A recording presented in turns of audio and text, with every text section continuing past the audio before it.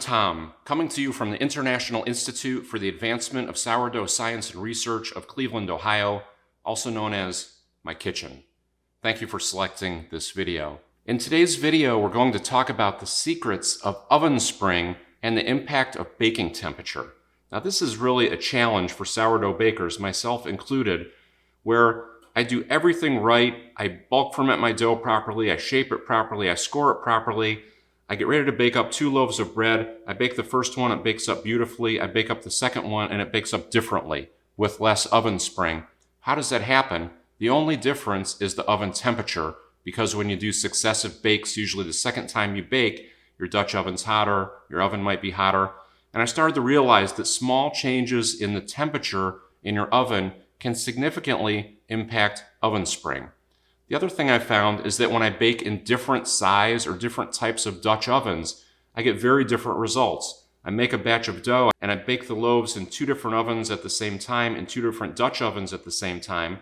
And even though the oven temperatures are set the same, the loaves bake up differently. The oven spring is different.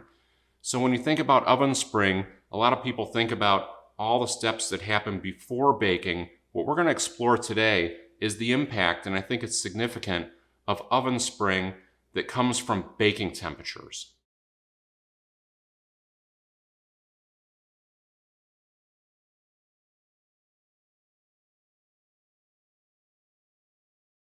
So the first question you might ask is, what do I mean by oven spring?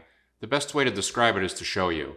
This is great oven spring. This is great oven spring. This is great oven spring. This is great oven spring. Then people ask, well, how do you describe great oven spring? First, I would say when you have great height in your loaf, when you've really achieved that optimal loaf with tall shoulders, and it's the tallest height imaginable for that shape of dough. The second thing is you have an open crumb, which means that you've applied appropriate heat to the loaf as it's baking that allows your crumb to achieve the full expansion of the gluten structure that you've created. The third thing that you look for is you want a loaf that has a nice opening of the bloom. So here you can see that wide opening of the bloom of the loaf, that's on the scoring line. And then many people also look for a tall ear. The ear is where a portion of the loaf on the scoring line stands up tall. Those are some of the indicators of great oven spring.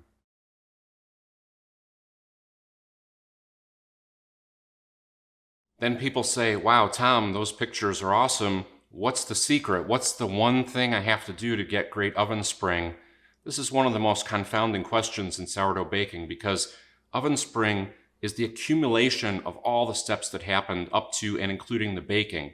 There are actually 9 things you need to get right to get optimal oven spring. So let me quickly go through these. First, you need high protein bread flour. I always use 12% or higher protein. Lower protein bread flour just doesn't give you a tall loaf. You need high hydration, and I would describe this as 75, 80%, sometimes higher. The high hydration of a loaf, of a recipe, is what gives you the open crumb and a tall loaf. The third thing you need is strong gluten formation. This is a strong window pane during the gluten development, during bulk fermentation, and more importantly, the creation of layers in the dough when you're doing stretch and folds, coil folds, lamination. Those layers are what build the architecture that give you the height that ultimately shows itself in the oven spring. Number 4, perfect bulk fermentation. I have tons of videos on this topic about how to know when bulk fermentation is done, but this is really one of the most important factors in getting great oven spring is getting your fermentation process right. I've said this many times before, 80% of the outcome of a loaf is set up in bulk fermentation. Bulk fermentation makes the bread. Number 5, your shaping technique needs to be good, and I use what's called structural shaping that you can see in Chad Robertson's videos or in the Tartine videos.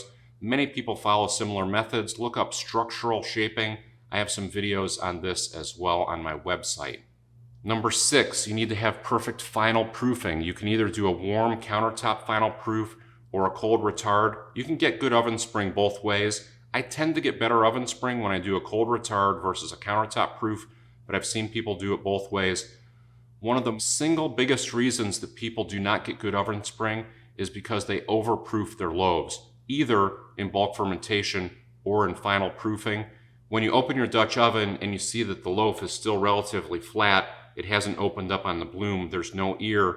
That's generally caused by overproofing. It's very easy to diagnose that when you see those loaves. Number 7, you have to score your loaf. The scoring of the loaf tells the loaf where you want it to open up. Where it opens up impacts the oven spring. So you want to get your scoring right, but a lot of people put too much emphasis on this, and they talk about the exact depth of the blade for scoring and the angle of the blade and the arc of the curve. I don't think it makes that much of a difference. If you just score a straight line down the middle of your loaf, you can get good oven spring. Number 8 is you need to bake with steam, and this is critically important. There are 2 ways to do it. You either bake in a Dutch oven where you're trapping steam from the hydration of the loaf and it's creating its own steam. That's generally the method that I use. Or you can do an open bake in your oven on a stone or a steel, and then you add steam. And there are all kinds of techniques for how to add steam to your oven.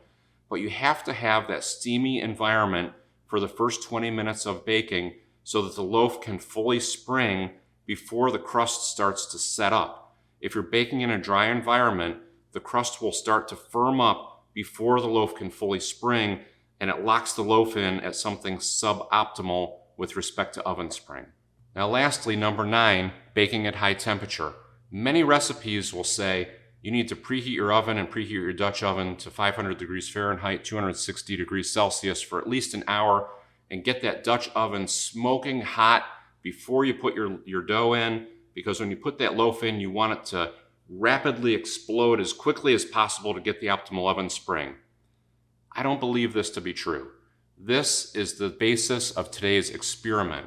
We're going to look at different baking temperatures, different preheating temperatures, and assess whether you really need to bake at super high temperatures and whether that produces optimal oven spring, or my hypothesis is if you're baking at too high of a temperature, it actually impedes oven spring.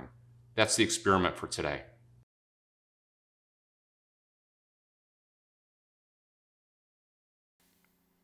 Here's an example of what oven spring looks like in the oven during the first 20 minutes of baking at 450 degrees Fahrenheit or 232 degrees Celsius. In the first 5 minutes, the loaf relaxes. Between 5 and 10 minutes, the loaf starts to rise. Between 10 and 15 minutes, the loaf will start to open up on the bloom and form the ear. And between 17 and 20 minutes, the loaf will typically achieve peak oven spring.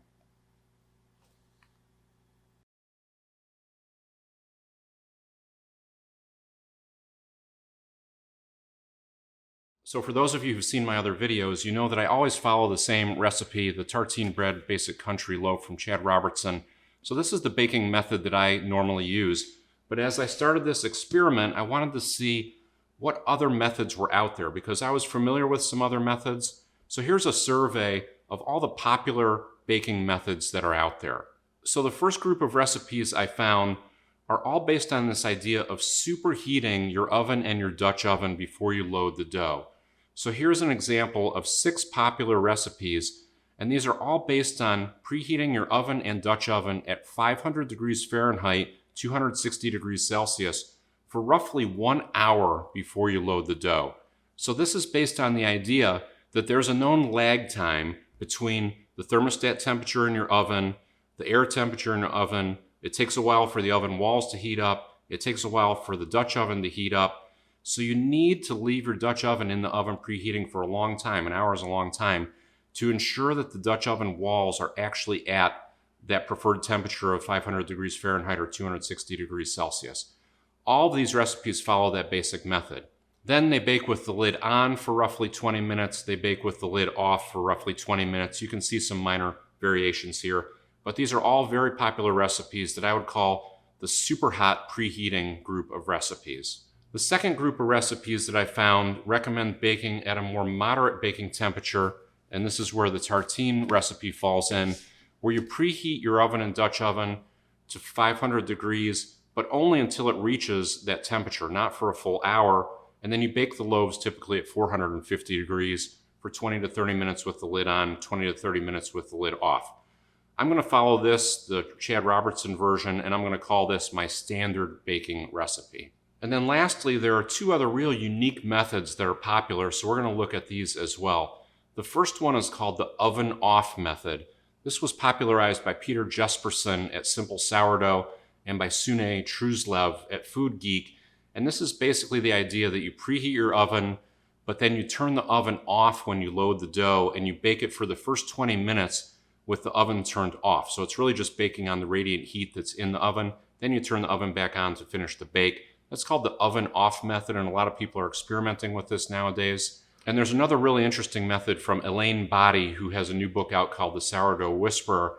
And this is called the cold start method. And this is fascinating, where you don't preheat the oven at all. You take your loaf of dough, you put it in a cold Dutch oven, you put it in a cold oven, you turn the oven up to 450 degrees Fahrenheit or 232 degrees Celsius. You bake for 55 minutes with the lid on, which is a long time, and then you finish it for 5 or 10 minutes at the end with the lid off. That's a real unique method that people have success with as well.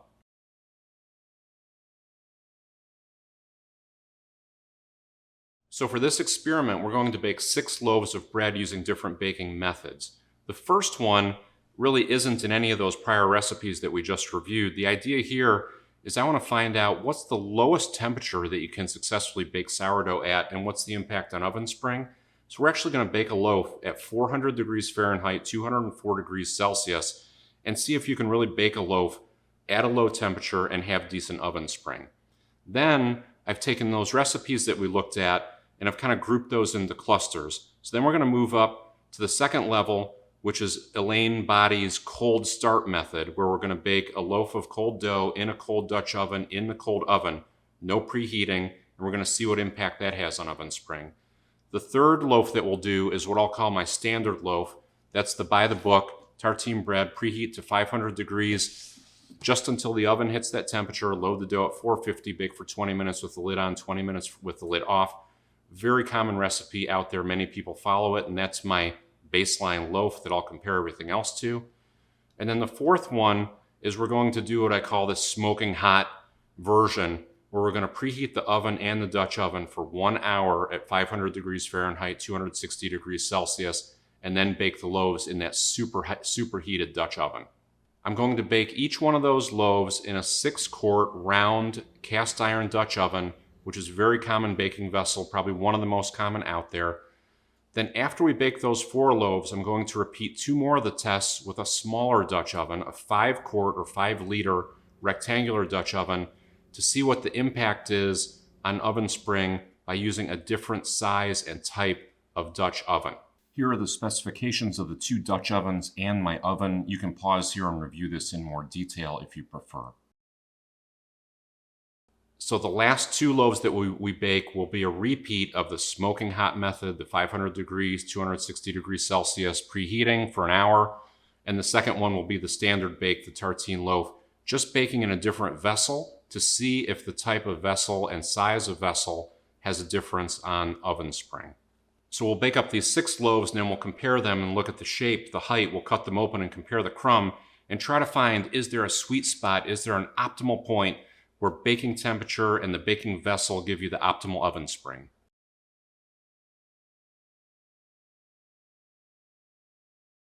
So when you're reading a new sourdough recipe and you're looking at the recommended preheating temperatures, baking temperatures, and times, one of the most important differences in these recipes is actually the preheating time and temperature.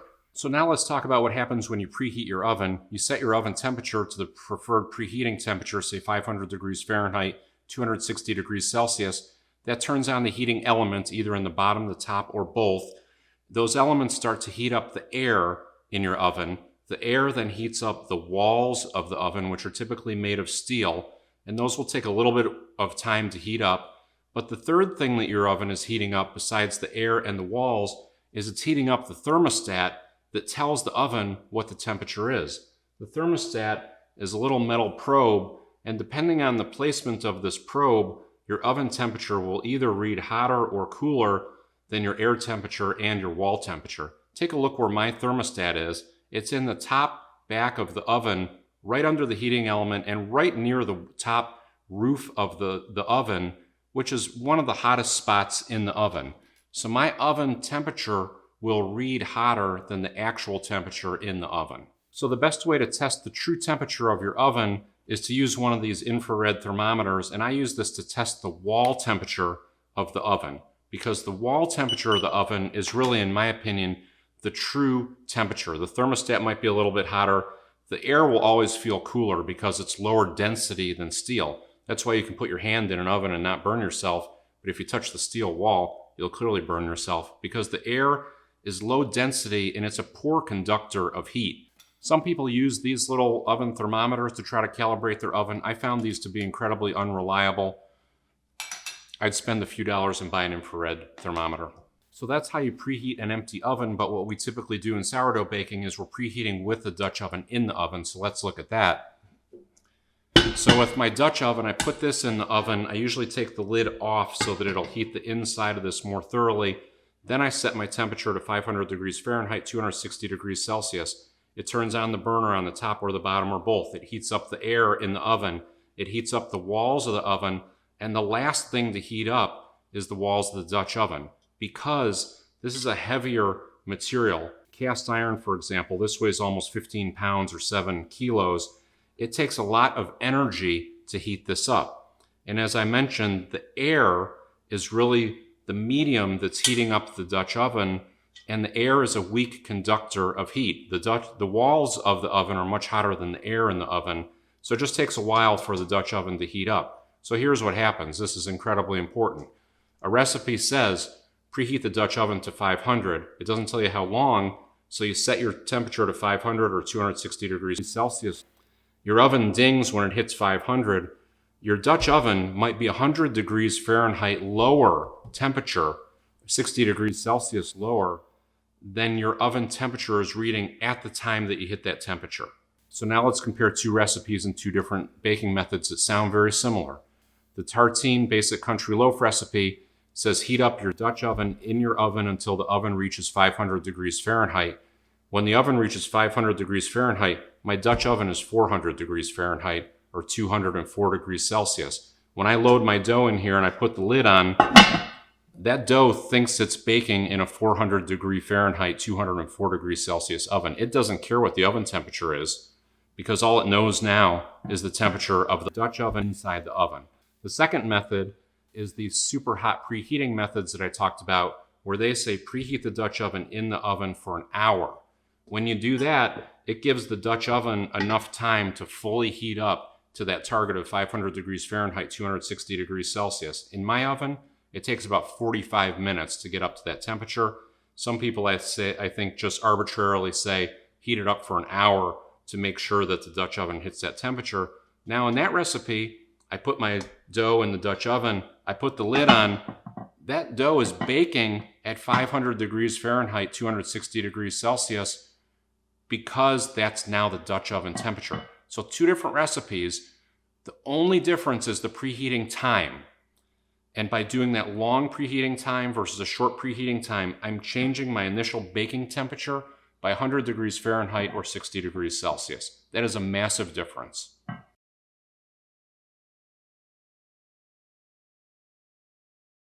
So I started doing these temperature-based experiments almost 3 months ago, and I've been measuring my baking temperatures, my Dutch oven temperatures, the loaf temperature, the dough temperature, and this is very complicated.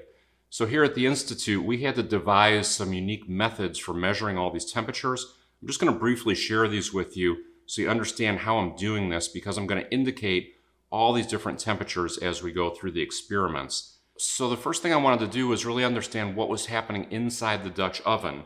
So I have this Bluetooth thermometer that has a reading on the tip and on this end. So this is great because you can tell what the internal dough temperature is and what the air temperature is in the Dutch oven at the same time.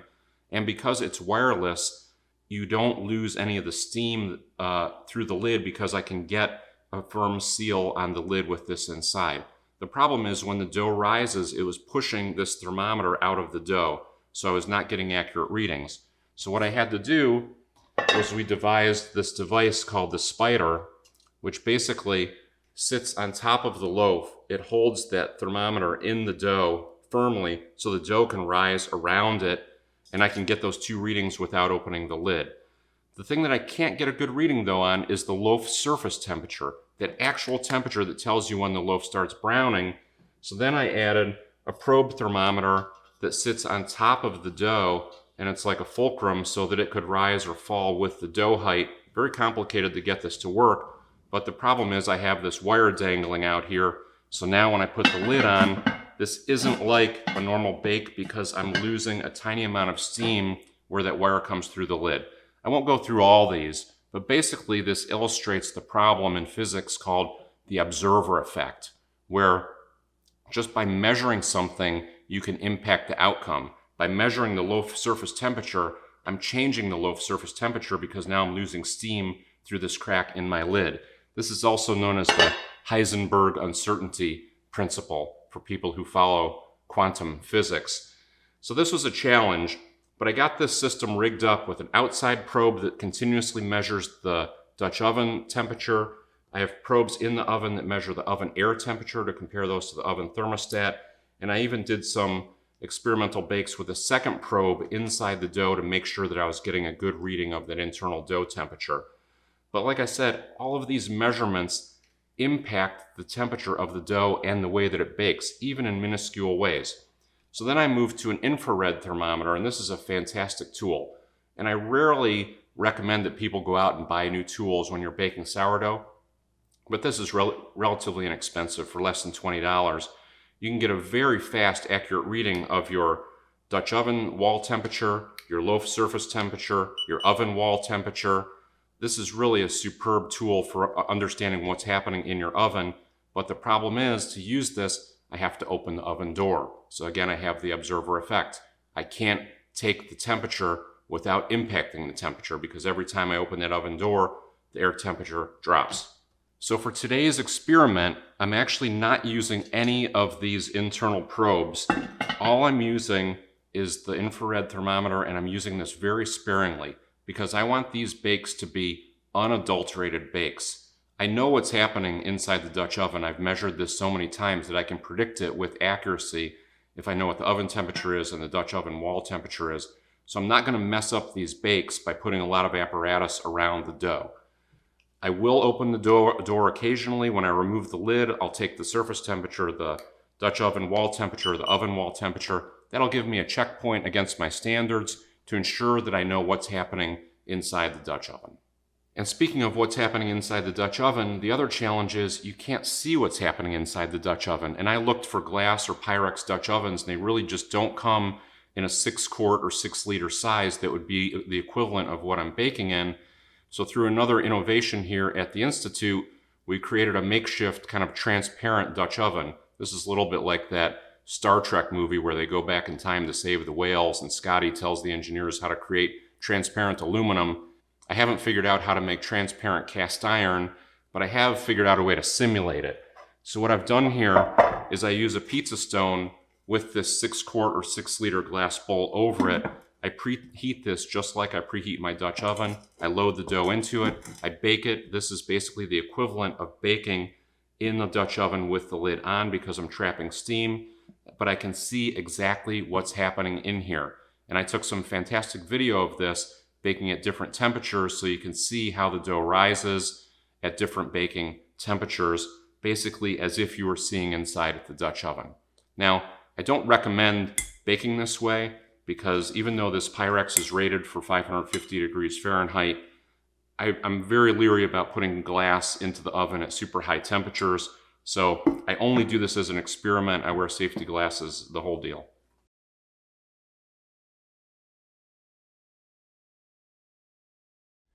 Now let's talk about how people bake sourdough bread. There are typically two methods. One is called the open bake method, where you're baking your loaves on a stone or a steel in an oven, and you're adding steam somehow, sometimes through a steaming pan or other methods. The second way people bake sourdough bread, and that's the most common for home bakers, is in a Dutch oven. This is what we're going to focus on in the experiments today, is Dutch oven baking. But a lot of the principles that we'll talk about also apply to open baking as well. So in the Dutch oven method, typically what you're trying to do when you bake sourdough bread is you want to accomplish three things. One, you want optimal oven spring. Oven spring is the first part of the bake where the loaf heats up, it expands to its optimal height. That usually happens in the first 15 to 20 minutes of baking. The second thing that you want to do is bring your internal loaf temperature up to the boiling point of water, 212 degrees Fahrenheit, 100 degrees Celsius. because you don't want liquid water in the middle of your dough. That usually takes about 30 minutes in a typical 40-minute bake in my experience. Then the third thing that you want to do is you want to brown the loaf, and that's typically when you take the lid off. You're going to brown the loaf, and browning the loaf is really a matter of personal preference. Some people like a real light blonde colored loaf. Some people like their loaves almost burned, really dark crust. That browning happens in the last half of baking typically, and the amount of time that you bake the loaf to brown, it really does not impact the oven spring. So what we're going to be talking about here today is really more of what happens in that first 20 minutes, and then you can apply your personal preference on the back end to brown the loaf as much as you want. Now, when we talk about baking sourdough, there are 3 important temperature points that you want to think about. One is the yeast die-off point. This is at 130 degrees Fahrenheit or 54 degrees Celsius. This is the point where the yeast is killed off from the heat. In a typical 20 minutes of covered baking, that will happen around the 15 to 18 minute mark in my experience. So what happens prior to that is you put your cold dough in the Dutch oven, assuming you're doing a cold retard. The dough will warm up, and it'll take a while to warm up. During that time, the yeast doesn't know it's in the oven, unfortunately, so it actually starts fermenting again. So when you think about fermenting your dough, you think about the first rise, bulk fermentation, the second rise, final proofing. There's actually a third rise of fermentation that happens in the Dutch oven where the yeast reactivates coming out of a cold retard typically. It will start fermenting again, it'll start giving off carbon dioxide, and it will rise the loaf in the Dutch oven. That's part of the oven spring. What's also happening in that phase is the pre-existing carbon dioxide and the water molecules that are in the Dutch oven in the loaf will start to heat up, and those molecules will expand, and that helps rise the loaf. During that phase before the loaf reaches the yeast die-off point, you want to apply steam so that you're keeping the loaf pliable so that it has the ability to fully open up before the crust sets up. When you bake in a Dutch oven, you don't have to add steam because the high hydration of the loaf stays in the Dutch oven and it creates its own steaming chamber. It's really the perfect way to bake sourdough bread. The second temperature point that you want to think about is the boiling point of water, 212 degrees Fahrenheit, 100 degrees Celsius. We talked about that before, because you have to get your internal loaf temperature up to that temperature so you don't have liquid water in the loaf. Now, there's a lot of confusion around this temperature point because some people will say you want to bake your sourdough bread until the internal temperature reaches 208 to 212 degrees Fahrenheit or 98 to 100 degrees Celsius. That is not correct, because most loaves, in my experience, will reach that boiling point of water much earlier than they're actually done, meaning they're not fully browned yet. So when you talk about your sourdough loaf being done, it's going to pretty rapidly rise up to that boiling point, and then it will plateau because the temperature can't get any hotter than the boiling point of water unless you evaporated all the water out of the loaf. That would take forever. So the loaf will sit at the boiling point until it comes out of the oven. So people bake their loaves in the oven, it comes out, it looks perfect. They put their probe thermometer in and they say, oh wow, I baked it perfectly, 212 degrees Fahrenheit, 100 degrees Celsius. The thing they don't know is the loaf reached that temperature 10 or 20 minutes prior to that. So when people say you have to bake the loaf to 212 degrees, that should be the temperature when you take the loaf out of the oven, but you can't always say that if my loaf reached that temperature, the loaf is done because it won't be browned yet. Then speaking of browning, that's the third temperature point you want to think about, which is 285 degrees Fahrenheit or 141 degrees Celsius. That's known as the Maillard reaction point. It's named after the French scientist who found this temperature where bread starts browning, 285 degrees Fahrenheit. So you need to get the loaf surface temperature up to 285 degrees Fahrenheit, and that's when it'll start browning. Then you brown it as long as you want, up until the loaf surface temperature reaches about 350 degrees Fahrenheit, which is 177 degrees Celsius. That's where the loaf will start burning. So you really have a pretty wide range there from 285 to 350 or 141 to 177. That's really your browning temperature, and those temperatures probably sound low because it's actually the surface temperature of the bread. It's not the oven temperature, it's not the Dutch oven temperature, it's the air temperature on the loaf, and that will typically be much cooler than the baking temperature that you're baking at. But there's one exception with the Maillard reaction, and that is that the Maillard reaction does not work in the presence of steam. So when you're baking your loaf with the lid on the Dutch oven and you're creating steam inside of the Dutch oven, that steam is basically wetting the surface of the loaf. So even if your internal temperature of your Dutch oven gets above, say, 300 degrees Fahrenheit or 149 degrees Celsius, where it should start browning the loaf in a normal environment, it won't brown the loaf if there's steam on the loaf surface. So steam creates a protective barrier that lets the oven spring fully bloom. It keeps that loaf surface pliable so that it can completely open up to its maximum capability. Then when you take the lid off, that dissipates the steam out of the Dutch oven, out into the oven, and that's when the browning will start to occur, is when the loaf surface starts to dry out. So let me show you an example that I did to demonstrate this protective barrier that's created with steam that delays the Maillard reaction. So I cut 2 slices of bread and I put them in my toaster. I set my toaster to 450 degrees Fahrenheit, 232 degrees Celsius, and I toasted them.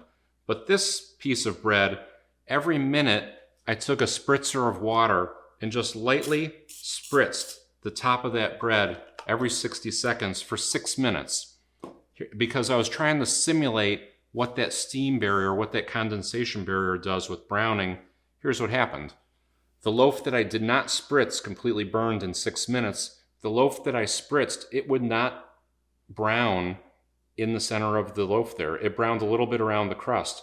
But that steam or that condensation or the misting creates a barrier where it's like kryptonite for the Maillard reaction. The Maillard reaction just cannot penetrate it. It will not brown if it remains moist. So what does that mean? When you're baking in your Dutch oven, you want to leave the lid on long enough to ensure that your loaf has fully sprung. Because if I take the lid off too early, before the loaf has fully sprung, it will start to brown.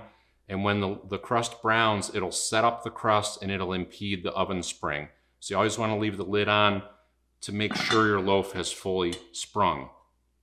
There is one exception that you need to know about, and that is if you superheat your oven and superheat your Dutch oven, even with the lid on, even in the presence of steam, you can impede the oven spring of your loaf, where it really doesn't start browning, but it'll actually boil the surface of the loaf essentially, and your loaf won't spring. It develops a skin on it, and even though the yeast is creating carbon dioxide and is trying to rise the loaf, if you take the lid off, you'll see your loaf down in the bottom with this skin over it, and it will not have risen because it essentially cooked the loaf so fast that it didn't allow the loaf to spring. So that's always something to be aware of. If that's happening with your loaves, reduce your baking temperature, reduce your preheating temperature. There are a lot of options to correct that. Here's a chart that I've created with all those temperatures and times indicated on it. Here's the typical oven temperature. Here's the typical Dutch oven wall temperature. Here's the typical loaf surface temperature. And here's the typical loaf internal temperature. You can pause here and look at this in more detail, or you could print this out for your home use.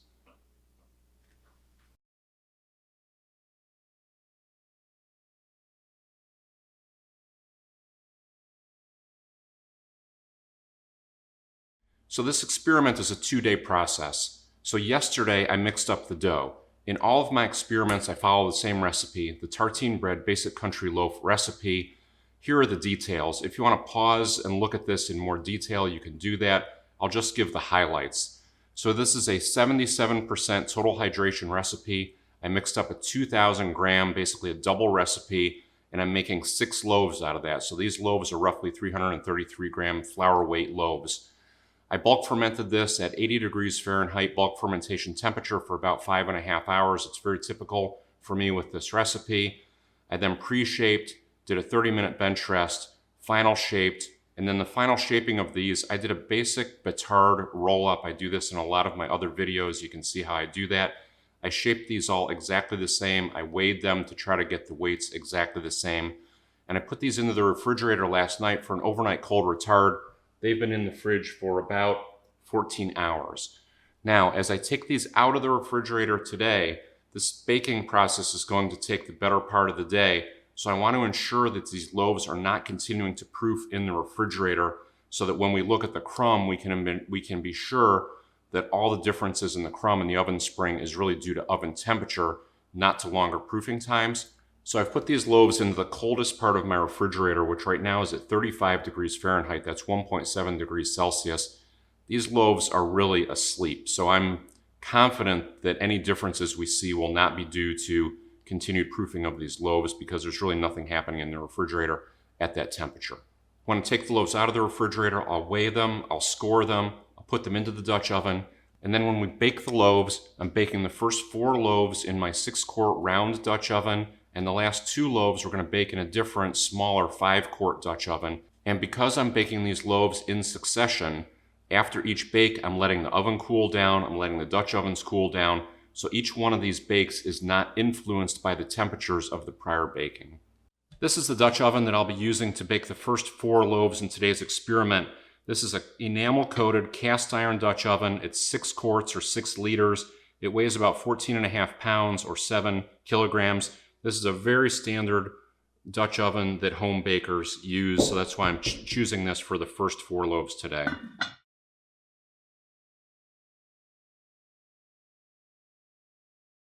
For loaf number 1, we're going to start at the low end of our temperature range, and we're going to preheat and bake this loaf at 400 degrees Fahrenheit or 204 degrees Celsius.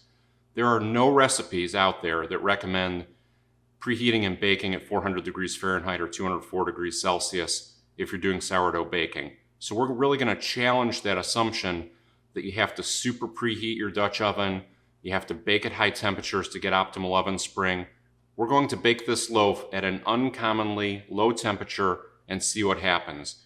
Now, I have no idea how long this will take. Normally, I would bake for 20 minutes with the lid on and 20 minutes with the lid off. I'm going to bake this for 30 minutes with the lid on, then we'll take the lid off and just bake it until it looks like it's done. I'll also check the internal temperature along the way. So the oven is almost at temperature. I'll show you the steps that I do here on loaf number 1 to prepare the loaves to go into the oven. I won't show this on all the other loaves because I'm doing the exact same thing each time. The loaves have been in the refrigerator overnight on a cold retard. This one has been in the refrigerator for about 14 hours. I lightly dust the bottom with rice flour.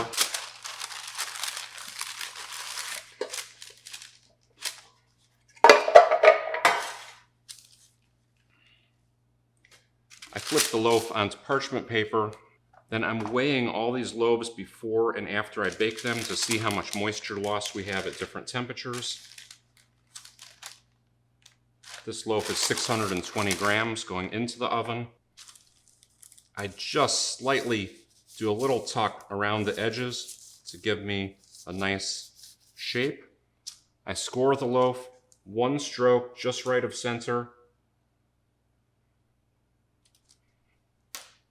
Now I want to take the loaf temperature, so we know our starting internal temperature, 41 degrees Fahrenheit.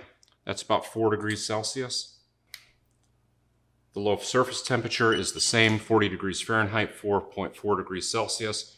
Now I'm ready to load this into the oven. The oven just reached temperature of 400 degrees Fahrenheit, 204 degrees Celsius. I'm preheating the Dutch oven with the lid off. It's leaning up next to the Dutch oven, so the lid is in the oven, but the Dutch oven is open. The oven wall temperature is only at 345 degrees Fahrenheit. That's common that the air temperature will rise before the wall temperature. The Dutch oven wall temperature is 305 degrees Fahrenheit, which is 150 degrees Celsius. So you can see my oven is at 400, the oven wall is at 345, the Dutch oven is at 305. And that's a very common pattern that you'll see. The air temperature is 400, the wall temperature of the oven is 345, the Dutch oven temperature is 305. Now we're going to load the dough into the Dutch oven. I do this as quickly as possible.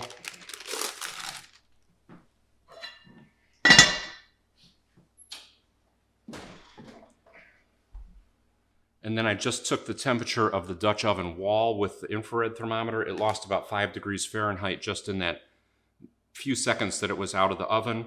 That's pretty typical as well. So now what you have to realize is every time you're preheating your Dutch oven in the oven is that Dutch oven temperature is lower than the oven temperature. When the oven hit 400, the Dutch oven is at 300.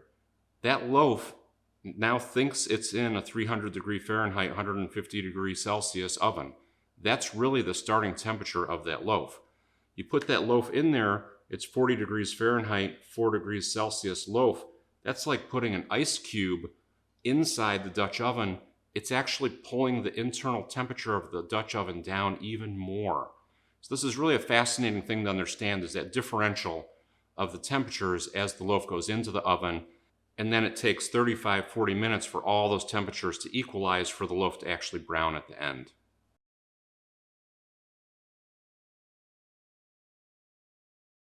I want to take a moment to tell you some exciting news. Here at the Institute, we've created a new department of thermodynamics. Based on all the complexity of these tests that we've been doing on baking temperatures, I've added 2 new staff members to the Institute. They're working out in the thermodynamics lab right now. Let's go out and I'll introduce you to them.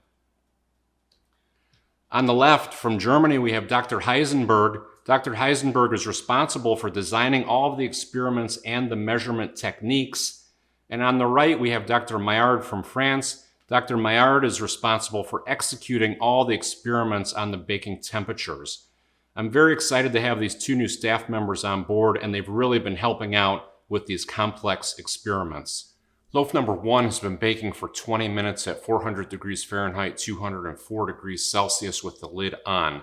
I'm going to take the lid off, take some temperature measurements, and when I open the door to take the lid off, this is when I also put this baking sheet in on the rack under the Dutch oven. This creates a buffer or a barrier under the Dutch oven to keep the bottom from burning. I removed the lid for loaf number 1. You can see how this loaf looks. It's definitely in the process of springing, but it has not quite sprung as much as my typical loaves. I may have removed the lid too early here because I've not baked at this temperature before.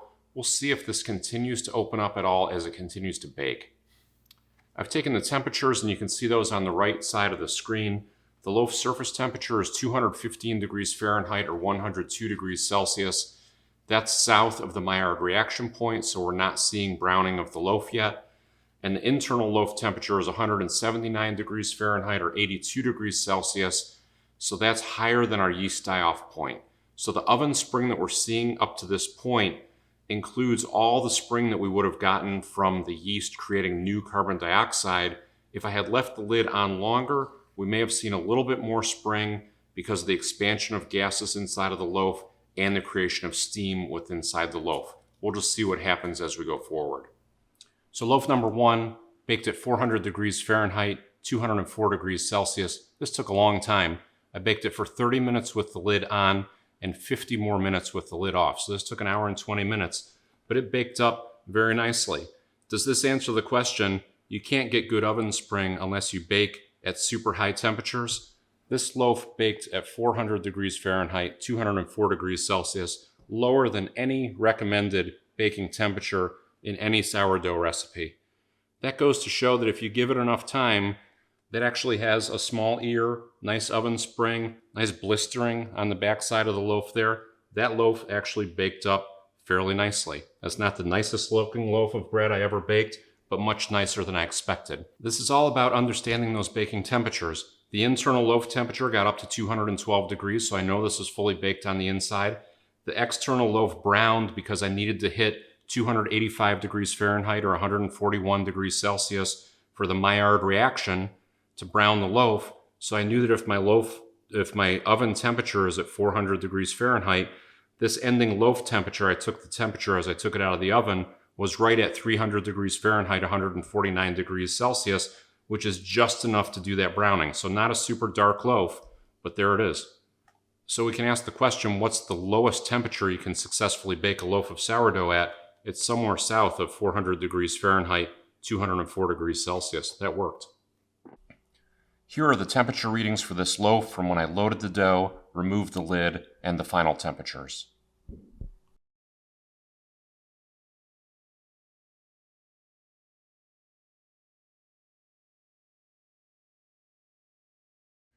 Loaf number 2, this is the cold start method. This was popularized by Elaine Body. I've loaded the scored dough in the cold Dutch oven. I'm loading this into my cold oven. We're going to set the temperature at 450 degrees Fahrenheit, 232 degrees Celsius. Bake it for 55 minutes with the lid on, and then 5 to 10 minutes with the lid off to brown it at the end. My dough temperature is 40 degrees Fahrenheit, 4 degrees Celsius. My Dutch oven temperature and my oven temperature are at room temperature, which is 72 degrees Fahrenheit, 22 degrees Celsius. Let's get this in the oven, and then we'll check it at 55 minutes. So as we wait for this loaf to finish baking, I want to talk about this method because it's really interesting. It's a little unorthodox, and I wasn't sure how this would actually work. So I've actually used this method a number of times for baking with all the different temperature probes in the dough to really see exactly what was happening. And here's a chart that I put together based on the average of multiple bakes using this method, and it's very consistent. So what happens here that's fascinating is you want to look at that line at the bottom of the chart, which is the internal dough temperature. Now, when I follow my normal baking method of preheating at 450 degrees Fahrenheit, 232 degrees Celsius, the dough will reach the yeast die-off point at about 15 to 17 minutes into the baking process. That's where that oven spring typically occurs. In this example, if you look at that chart, we don't hit that yeast die-off point until we're 28 minutes in the Dutch oven, which it's almost double the amount of time that it takes. So what that means is the yeast is more active for a longer period of time in this method than it is in other baking methods. So if you look at the temperatures here, you take that cold dough out of the refrigerator, the Dutch oven starts to slowly warm up. 15 minutes into the baking process, you're still at 64 degrees Fahrenheit or 18 degrees Celsius. You're not even up to room temperature yet, but you are in the fermentation range. So the yeast has awoken, and the yeast is starting to ferment again. The lactic acid bacteria is starting to ferment again. And you have a pretty long window here where this loaf is almost doing a final proof. I mean, we think about fermentation as the first dry is bulk fermentation. The final proof is the countertop final proof or the cold retard like we're doing here. This yeast wakes up and starts fermenting again. So I'm curious to see how these loaves bake up compared to others to see if they are actually proofing a little bit more than you would normally expect. I'll leave this chart on the screen here. You can pause the video if you want to study this in more detail. Loaf number 2 has been in the oven for 55 minutes. I just took the lid off. Here's what the loaf looks like. You can see that we're getting nice oven spring, and you can see that this loaf is actually starting to brown a little bit. So let's look at our temperatures, and I'm going to do these in Fahrenheit, and then you'll see on the screen the numbers in Celsius. In Fahrenheit, the oven is still set at 450 degrees. The oven wall temperatures are at 430 degrees. The Dutch oven wall is at 400 degrees Fahrenheit. The loaf surface temperature, as soon as I took off the lid, I tested that temperature with the infrared thermometer. The loaf surface temperature is at 300 degrees Fahrenheit, which is 149 degrees Celsius. That's roughly the time that Maillard reaction kicks in. But because the Dutch oven was sealed, and we kept that steam in the Dutch oven, it delays that reaction from happening. In this case, because the loaf has been baking for 55 minutes, some of that steam may have escaped through the lid of the Dutch oven, and you're just starting to see that browning, just because of the long time that this has been at that 300 degree Fahrenheit temperature. And then the internal temperature of the loaf is at 211 degrees Fahrenheit, which is roughly the boiling point, or 99 degrees Celsius. And now this recipe recommends, after removing the lid, we'll bake this for another 5 to 10 minutes until it achieves the level of browning that we're looking for. That seems like a short time, but I've followed this process in the past, and it browns very quickly. And again, I believe this is because it's been in the oven for so long that loaf surface is starting to dry out, and as soon as we remove that lid, the high temperature from the oven, which is around 430 degrees Fahrenheit, is really going to pound down on that loaf and accelerate the Maillard reaction and brown this very quickly. Loaf number 2 is out of the oven. We baked this loaf without preheating the oven at all. I put cold dough in the cold Dutch oven into the cold oven, turned it on 450 degrees Fahrenheit, 232 degrees Celsius, baked it for 55 minutes with the lid on, 8 minutes with the lid off. Take a look at that loaf. People who say you can't get good oven spring unless you super preheat your oven to 500 degrees Fahrenheit, 260 degrees Celsius, I would say that is probably not true. Right there you're looking at a loaf with no preheating. Beautiful oven spring. We'll compare all these when they're done. This is a sneak preview. Here's the temperature chart for this bake.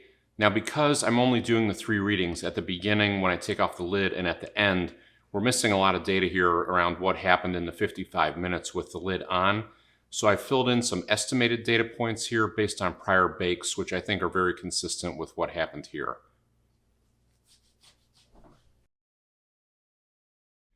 So some people like this method because they believe it saves electricity. I didn't really find that to be the case. In my normal baking method, I preheat my Dutch oven up to 500 degrees Fahrenheit or 260 degrees Celsius. That takes about 25 minutes. And then I bake my loaf at 450 or 232 for about 35 minutes. So my total oven time is 60 minutes. In this example, our total oven time was 63 minutes. It's almost identical. So in many ways, this method, you can just think of this as if you're preheating the Dutch oven with the loaf in the Dutch oven, but it's almost the exact same amount of time. Now for people who preheat their Dutch oven for an hour before loading the dough, this is a substantial reduction in time, but as you'll see in the future experiments, we're going to compare that method to see if preheating the oven for an hour is really necessary or not.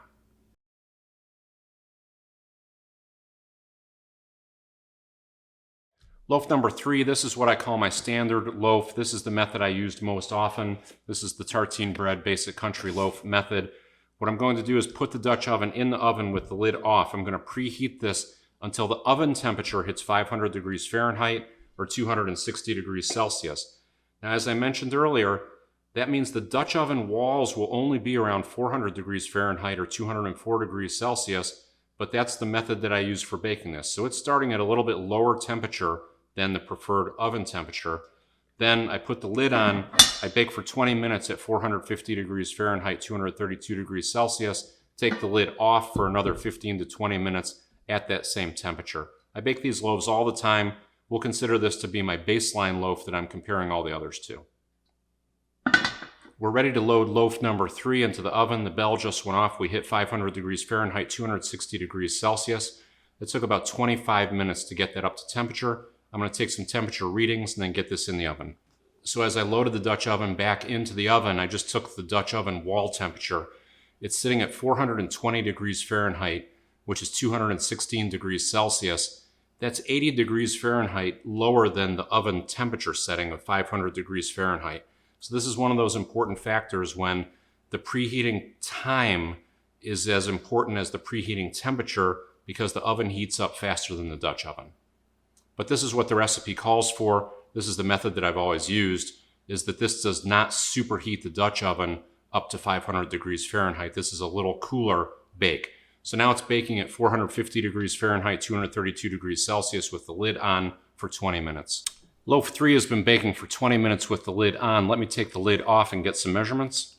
So here's loaf number 3. I just removed the lid. You can see the oven spring looks pretty good at this point. We'll see how that bakes up. Some other interesting metrics here is the Dutch oven wall temperatures are only at 420 degrees Fahrenheit, which is about 216 degrees Celsius. That's relatively low because I'm baking at 450 in the oven, which is 232 degrees Celsius. The loaf surface temperature is 265 degrees Fahrenheit, so that's below our threshold of 285 or 141 Celsius, where the Maillard reaction would kick in. That's why the loaf has not really started browning yet. You can just see a little bit of color on the loaf. But the most interesting reading I just took off of that is I took the internal loaf temperature. It's actually 212 degrees Fahrenheit or 100 degrees Celsius. It's at the boiling point in the center of the loaf. So for people who say you need to bake your loaf until it hits 212 or 208 or something like that, that loaf is nowhere near done, but the internal temperature is already at the boiling point, which just reiterates the point I made early on. The ending temperature, internal temperature of the loaf will always be 208 to 210, 98 to 100 Celsius. but it may have hit that temperature way before that loaf is actually done baking. Loaf number 3 is out of the oven. This went an additional 18 minutes with the lid off at 450 degrees Fahrenheit or 232 degrees Celsius. This is really similar to my standard bakes, just spectacular Ovenspring. Look at the height and roundness of that loaf. Beautiful ear, got the blistering on the backside, those different colors of brown, mahogany. Like that's a classic Tartine loaf coming out of my kitchen. So that's my baseline standard loaf. We'll see if we can do better than that with a couple of these other bakes that we have left. And just to reiterate my point once again, I just took the internal temperature, 212 degrees. It was at 212 degrees 18 minutes ago. So when people say, bake your bread until it hits 212, this loaf was half baked when it hit an internal temperature of 212. Here's the temperature chart for loaf number 3. There are a couple of interesting data points to observe. First, as we mentioned, was how early in the process the internal loaf temperature hit 212 degrees Fahrenheit or 100 degrees Celsius at the 20-minute mark. And then you can see that temperature plateaus at 212 until the end of the bake. No matter how much longer the loaf bakes, it will never exceed an internal temperature of 212 degrees Fahrenheit as long as there's any moisture remaining inside the loaf. The second thing to note here is look at the Dutch oven wall temperature and how stable that remains through the entire bake. So with this baking method, you're not looking at a super hot starting temperature or a low temperature like we saw in the prior 2 bakes. This is just a very stable baking temperature throughout the entire 38 minutes.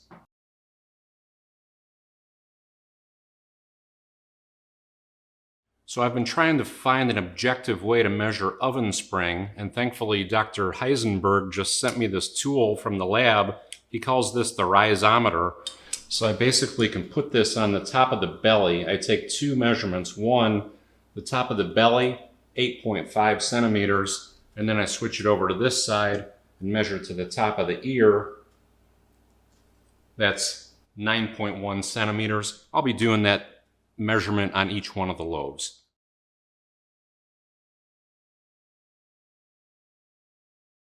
We're ready to bake loaf number 4. This is the superheating option, and this is the most common method in all the sourdough recipes that I looked at, where you basically preheat your oven and your Dutch oven for 1 hour. And we're going to do this at 500 degrees Fahrenheit, 260 degrees Celsius. And what that does is it ensures that the Dutch oven gets up to that target temperature of 500 degrees Fahrenheit. Because as I said, when you put that loaf in the Dutch oven and put the lid on, it doesn't know what the oven temperature is. It only knows what the Dutch oven temperature is. So this is saying, I really want to bake this loaf right out of the blocks at 500 degrees Fahrenheit. Now I am going to turn the temperature down to 450 degrees Fahrenheit, 232 degrees Celsius, and bake it for 20 minutes. Then take the lid off and bake it for another 15 or 20 until it finishes. So it's similar to the prior method, the Tartine method. The only difference is that we're super preheating the Dutch oven at the beginning of the process. Now I checked the temperatures in my oven as it was preheating. My oven hits the 500 degree Fahrenheit, 260 degrees Celsius mark at about 25 minutes. The Dutch oven takes about 45 minutes total, so an extra 20 minutes to get the Dutch oven up to 500 Fahrenheit, 260 Celsius. The last 15 minutes, if I'm preheating for an hour, is really just wasting electricity. There's nothing happening in that last 15 minutes because the temperature can't get any hotter. The oven temperature can't get any hotter. The Dutch oven temperature can't get any hotter. So I just checked the temperatures in there now, and both the oven and the Dutch oven are sitting at 505 degrees Fahrenheit. So this oven and Dutch oven are super hot.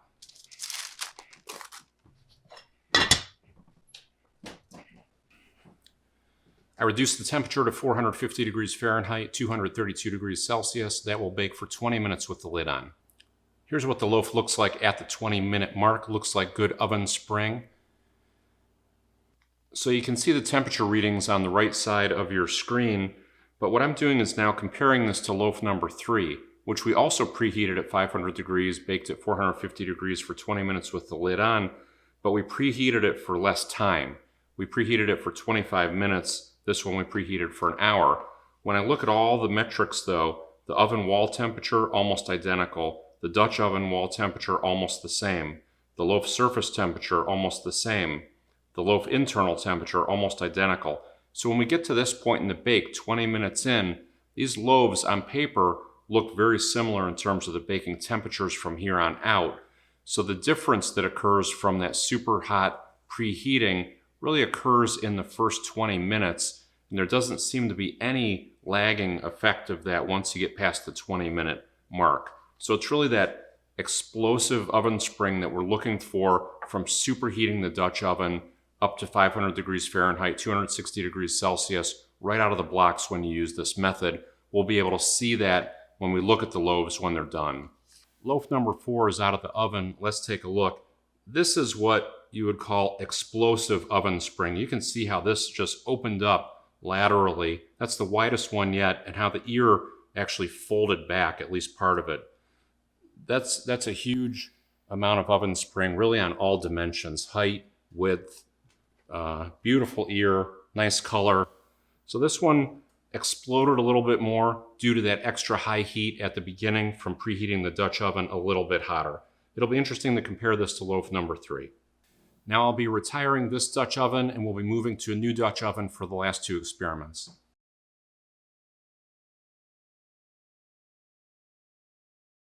Dr. Heisenberg just sent over another tool from the lab for measuring oven spring. He recommends measuring the width and length circumference of the loaf in centimeters. Let's give that a try. Loaf number 1 is 39.5 centimeters around the width-wise circumference and 48.2 centimeters around the lengthwise circumference. Now for all these measurements, I'm letting these loaves completely cool, because if you're a sourdough baker, you've probably seen in the past the loaves come out of the oven really puffed up, and as they cool down, they'll actually contract and shrink a little bit. So this one's fully cooled for sure.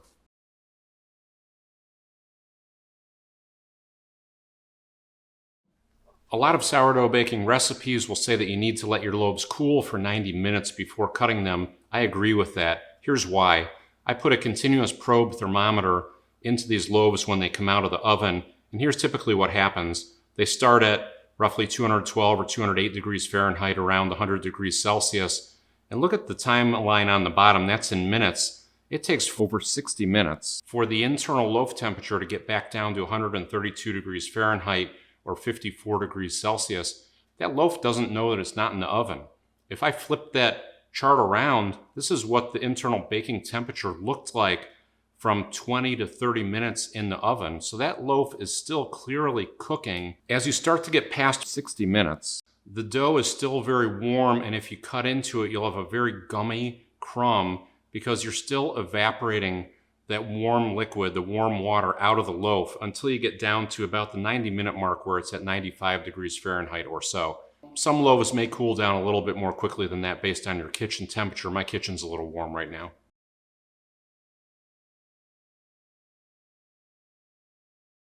As we get ready to bake the last 2 loaves, it's important to understand the concept of heat transfer. There are 3 types of heat transfer, which is basically the way that heat travels from the oven through the Dutch oven into the loaf. The 3 methods are: 1, conduction.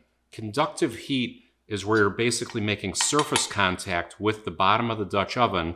So when that loaf sits on the Dutch oven bottom, that's a very efficient way to transfer heat from the surface of the Dutch oven into the loaf. That's called conduction. The second method is called convection. Convection is transferring heat through air. That's mostly what's happening in the oven, is the heating element heats up the air, the Dutch oven walls heat up from that, but then it's using air to basically move that heat from the Dutch oven walls onto the loaf. Air is not a great means of conducting heat. As I mentioned, you can put your hand inside a 500 degree Fahrenheit oven and it won't burn you, but if you touch the Dutch oven walls or touch the walls of the oven, it definitely will, because air is lower density, so there's not as many molecules of heat touching the surface of your skin. Then the third type of heat transfer, and this is really peculiar, is called radiant heat. And radiant heat you can think of as being related to the proximity of the walls of the Dutch oven. So if I heat up this Dutch oven very hot, and do this carefully, if you hold your hand very close to the Dutch oven, you'll feel that heat. That's radiant heat coming off the walls of the Dutch oven. And if you move your hand just a little bit away, that temperature will drop really quickly.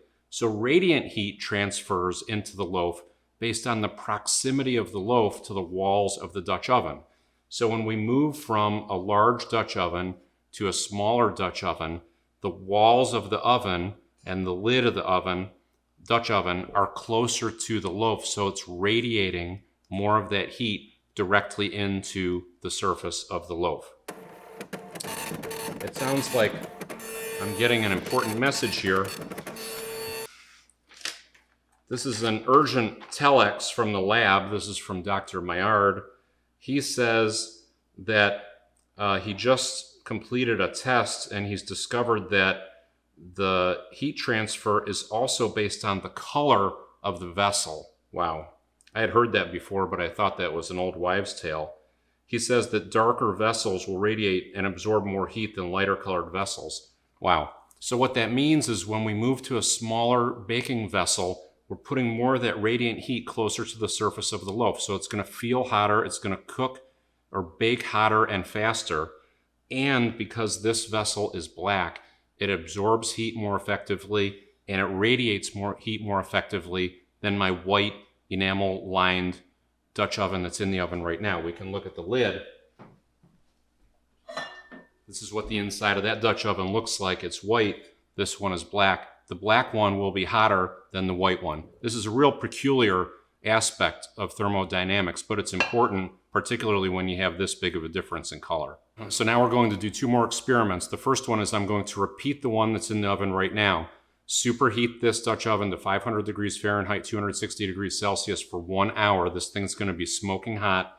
Put the loaf in here, bake it for 20 minutes with the lid on at 450 degrees Fahrenheit, 232 degrees Celsius, and then take the lid off. Let's see how this one bakes up, and then we'll decide what we do with the last loaf.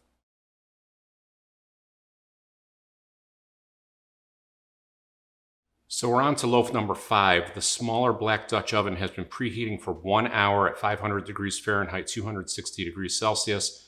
This really should be smoking hot right now. So this is an exact repeat of loaf number 4, which is here. All we're doing is using a smaller black Dutch oven. Loaf number 5 has been baking for 20 minutes with the lid on at 450 degrees Fahrenheit, 232 degrees Celsius. Let me take the lid off and take some temperatures. Here's what the loaf looks like with the lid off. I don't see any detrimental impacts to the smaller Dutch oven at this point. We'll see how it bakes up. Interestingly, the internal dough temperature of this loaf is only 182 degrees Fahrenheit, which is roughly 82 degrees Celsius. It's quite a bit lower than all the prior loaves that we saw. Not sure exactly how to explain that yet. Loaf number 5 is done. This baked up 3 minutes faster than loaf number 4. All other things were equal, same temperature. The only difference was a smaller Dutch oven. And this one baked up a little taller. It's a little bit more compact loaf, very tall, didn't quite spread out as much as the loaf in the larger Dutch oven, interestingly. And it baked up a little bit blonde on the bottom here, and I wonder if that was just because it's closer to the walls of the Dutch oven. For some reason, that's the only difference I really see, is there really wasn't that free airflow all the way around the bottom of this loaf, so it did not quite brown as much as the other one. So I'm not seeing a lot of significant differences here in terms of oven spring by baking that in the smaller, hotter Dutch oven. But it did bake up hotter. You can see the ear burned a little bit here, and you can tell that it had a relatively hotter temperature around it, just the way that it baked up a little more compactly. Here are the temperature readings for this loaf from when I loaded the dough, removed the lid, and the final temperatures.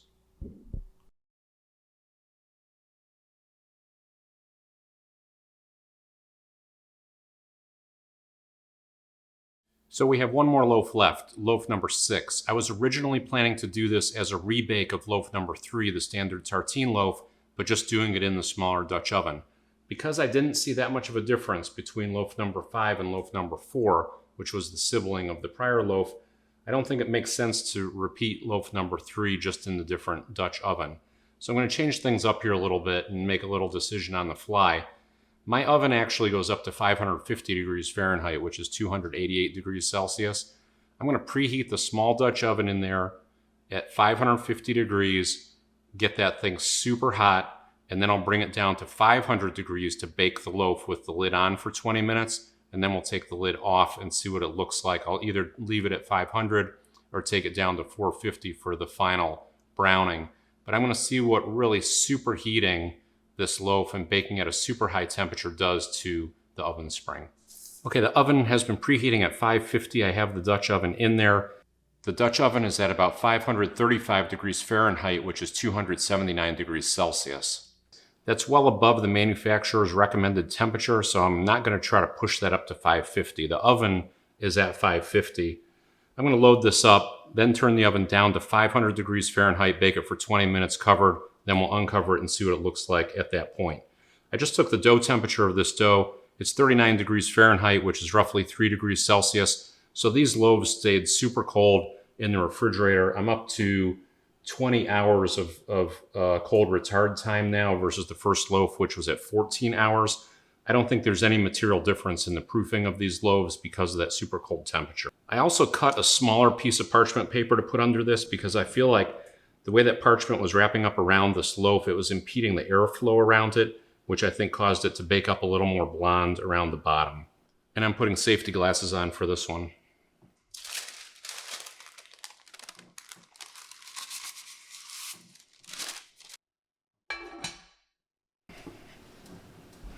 Loaf 6 has been baking for 20 minutes with the lid on at 500 degrees Fahrenheit, 260 degrees Celsius. Let me take the lid off, inspect the loaf, and take some temperatures. Here's what the loaf looks like at this point. It's kind of exploding through the scoring line, kind of like a volcano. The internal temperature of this loaf is at 210 degrees Fahrenheit or 99 degrees Celsius, so this is at the boiling point in the center of the loaf. I'm going to turn the temperature down to 450 degrees Fahrenheit, 232 degrees Celsius, and let this go for another 15 minutes or so until it's browned. Loaf 6 is done. This baked up in 32 minutes. That was the fastest of any of the loaves. This one looks like we found the limit with that really high temperature. What you can see here is we actually got this really tall spring here, but that's really the inside of the loaf pushing up through this shell that formed on the outside. And this is what I've seen when you bake at too high of temperatures. See how the crust firmed up really quickly, and it didn't allow the loaf to fully spring before the crust set up.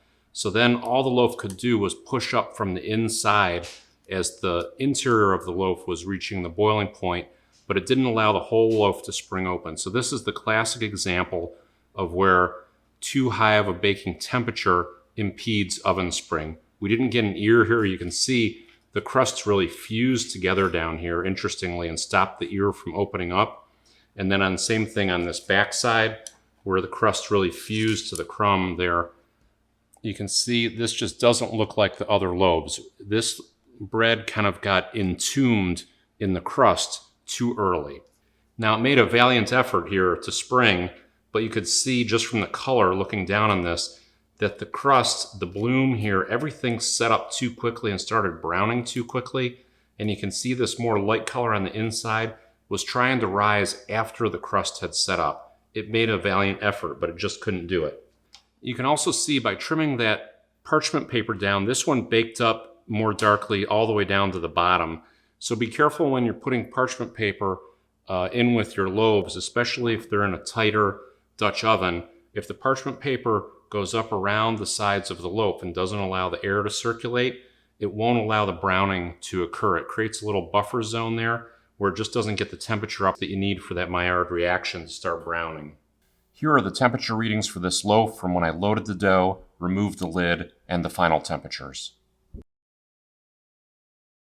So I've captured all the data from the 6 loaves. I'm going to send this out to the Thermodynamics lab, and the good doctors out there will put this on punch cards and feed it into the UNIVAC system, and we'll come back and look at some charts and some comparisons.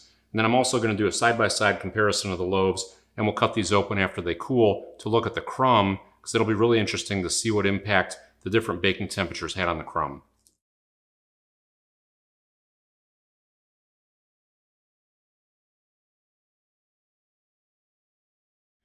So what did we learn here by baking these 6 loaves? This is kind of like Mythbusters sourdough edition.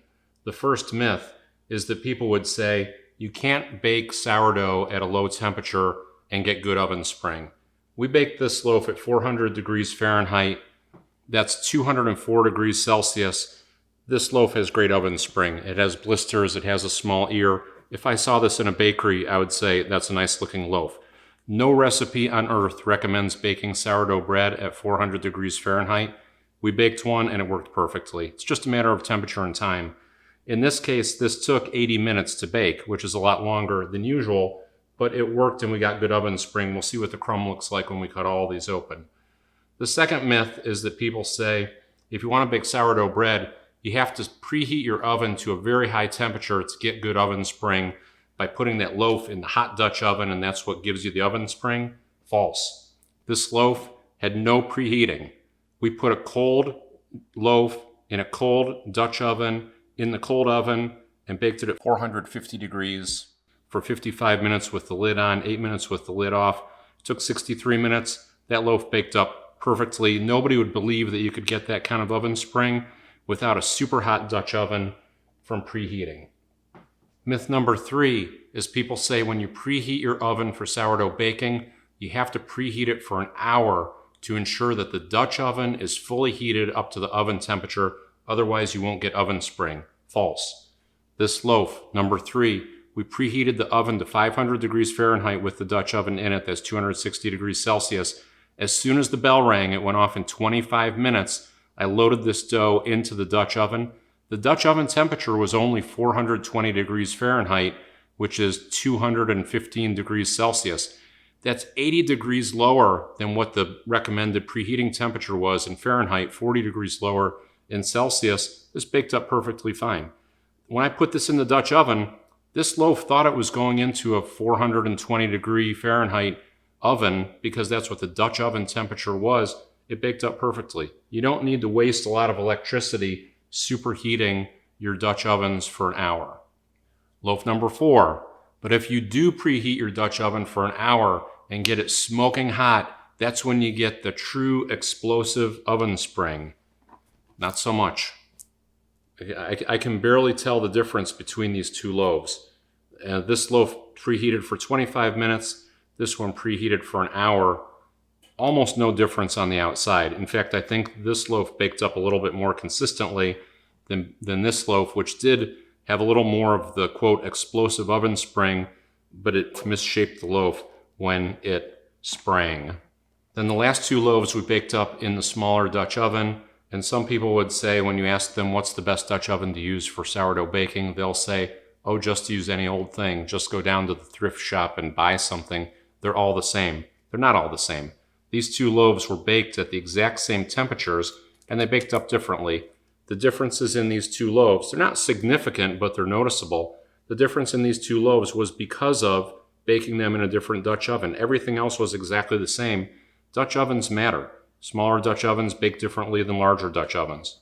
And lastly, is more heat better? If you can get your temperature up to 550 degrees Fahrenheit or 288 degrees Celsius, do you get even more oven spring? The answer is no.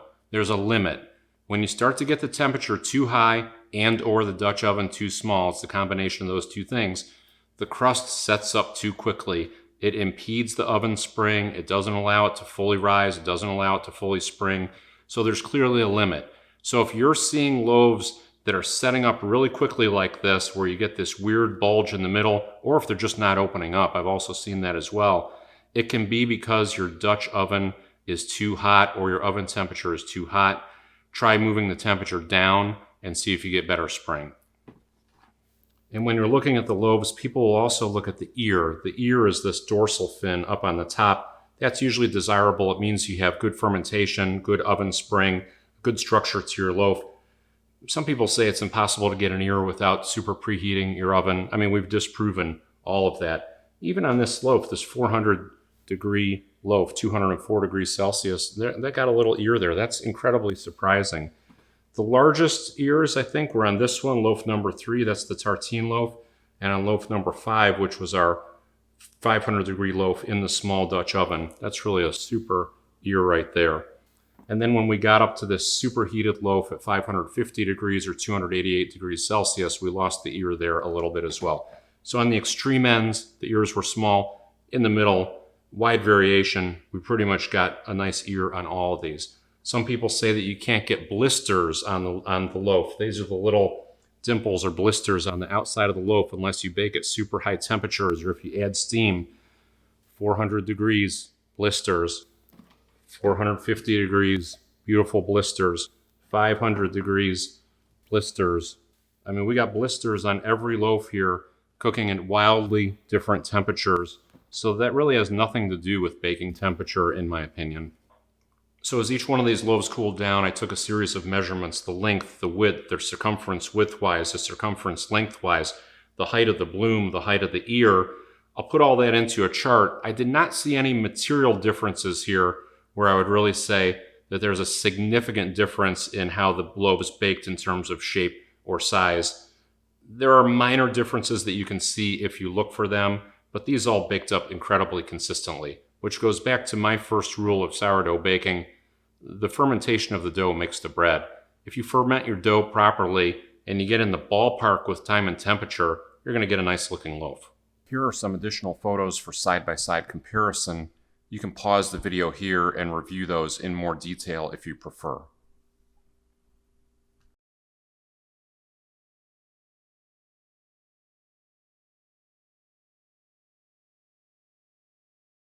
Now let's cut these open and see if there are any differences in the crumb. Because these baked at such different times and temperatures, I would expect to see some difference in the crumb. I don't know what exactly to expect, but I'd be surprised if they're all the same.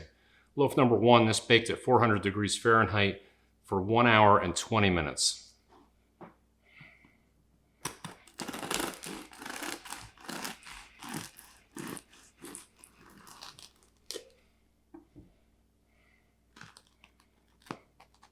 That's a nice crumb.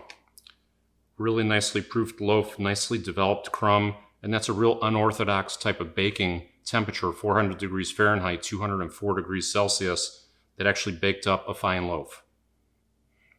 Loaf number 2, no preheating. This is the cold start method popularized by Elaine Boddy. See how this one worked. We basically put cold dough in a cold Dutch oven in a cold oven and baked it at 450 degrees, 55 minutes with the lid on, 8 minutes with the lid off. Look at that. Another beautiful crumb. No preheating of this at all. Great oven spring. Preheating is not required for an open crumb. That's a beautiful loaf. I'm going to come back to this one and compare this to some others. Loaf number 3, this is the Tartine bake. We preheated the oven to 500 degrees Fahrenheit, 260 degrees Celsius, but only until the oven got to that temperature, not for the full hour that some other recipes recommend.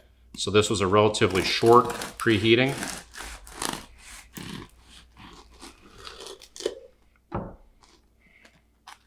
Spectacular loaf.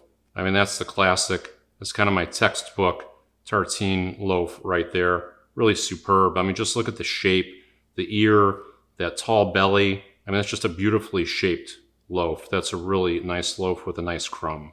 Loaf number 4, this is the more common way of baking sourdough, which you see in a lot of recipes, which is to preheat the oven and the Dutch oven to 500 degrees Fahrenheit, 260 degrees Celsius for 1 hour before you bake. So this is the longer, hotter, I call this the smoking hot preheat method. Really nice crumb. This looks a little bit different than some of the other ones that we saw, maybe because of that higher temperature. There's just a little more activity in the crumb there. It's very hard to say. That's another superb loaf, beautifully shaped loaf. You got the bunny profile there and everything. That's a nice loaf. Now loaf number 5, we move out of our 6-quart, 6-liter Dutch oven into that smaller 5-quart, 5-liter Dutch oven. Got a really nice ear on this one. This loaf's a little taller and a little more compact than the prior ones. Let's see what it looks like on the inside.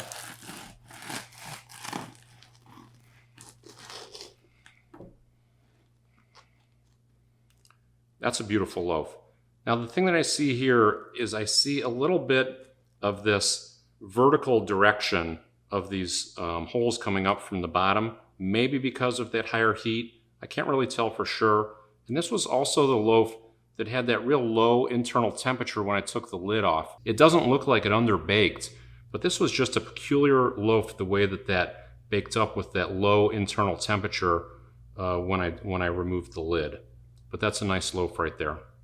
And then loaf number 6, where we really went off the chart, 550 degree preheating, that's 288 degrees Celsius, baked in the small Dutch oven. The radiant heat set up the crust too quickly, and you see this kind of shoe-shaped profile where it still tried to spring, but it had already been entombed by that crust hardening too early.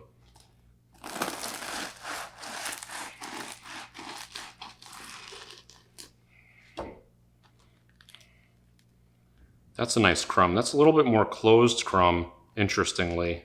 That's probably my least favorite crumb, and I don't have any rationale for why that would be a little bit more of a closed crumb. It may just be the peculiarities of that higher baking temperature. So all 6 of these loaves baked up real consistently. I'm not seeing a lot of differences in the crumb, which is a good sign because it indicates with proper fermentation, you can bake over a wide range of times and baking temperatures and baking vessels and still get a nice open crumb like we saw in all 6 loaves.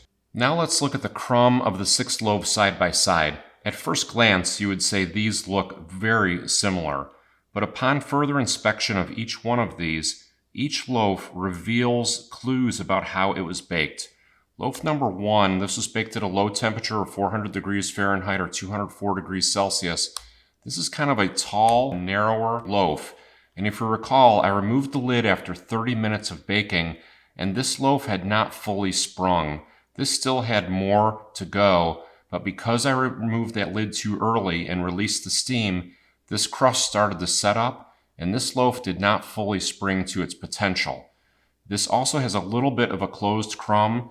In the future, I would have baked this loaf longer with the lid on, probably 45 minutes. Loaf number 2, this was our cold start loaf, and this one really stands out from the others because this is a more relaxed loaf. This is the shortest loaf and the widest loaf because this loaf had that long time before it reached the yeast die-off point, which allowed this dough to continue fermenting and to continue relaxing, and that results in this irregular open crumb. Loaf number 3, this is my standard bake. Not a lot to say here. If I saw this in a lineup, I could pick that out. That baked up exactly like my normal standard tartine loaves.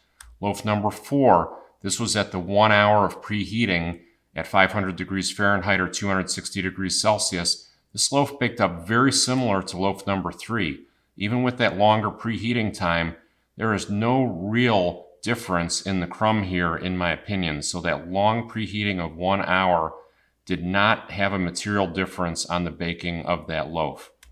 Loaf number 5, this was the first of our 2 loaves baked in the smaller Dutch oven. This is also a narrower, tall loaf, similar to loaf number 1, because that crust starts to set up quickly before the loaf has time to fully spring. This crumb is also starting to be more closed than open.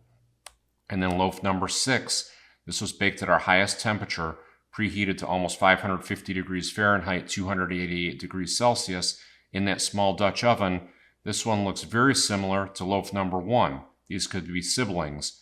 Interestingly, the loaves baked at the lowest temperature and the highest temperature look very similar because that crust starts to set up quickly before the loaf can fully spring, and it gives you that closed crumb that you see on both of those. The high temperature bake, number 6, is even a more closed crumb than loaf number 1, interestingly. Here are some additional photos for side-by-side comparison. You can pause the video here and review those in more detail if you prefer.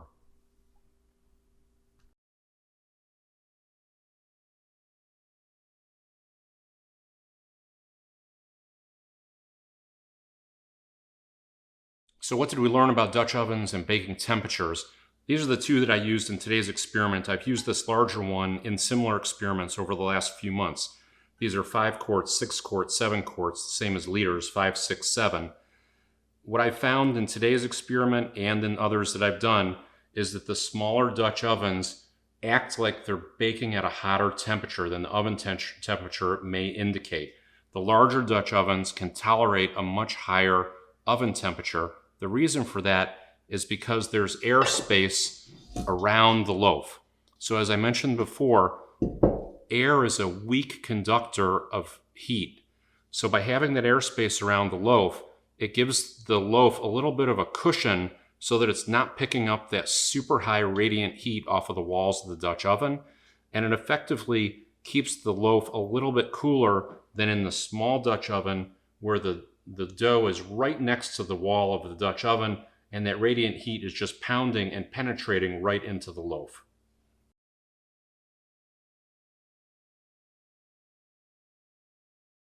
So does this mean you need to go out and buy a new Dutch oven? It does not. All that it means is to be aware of the baking temperatures and your Dutch ovens. So if I only had this small Dutch oven and my loaves kept baking up like this, where I wasn't getting optimal oven spring, I can see the crust was setting up quickly before the loaf could spring, I would reduce the oven temperature.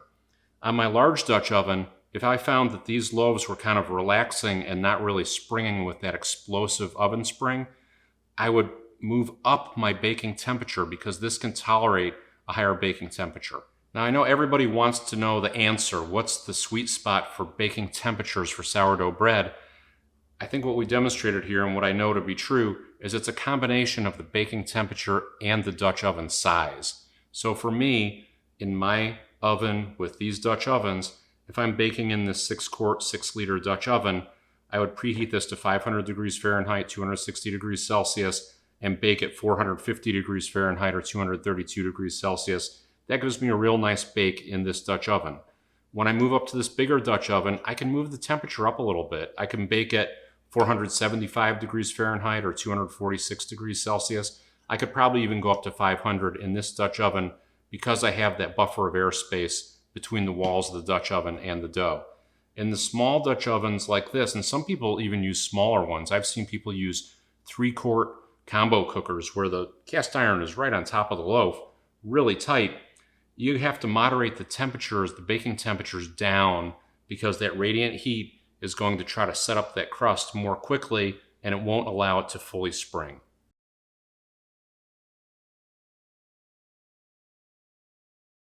Here's an experimental bake I did a couple of months ago, where I baked 3 identical loaves in these 3 Dutch ovens at exactly the same temperatures.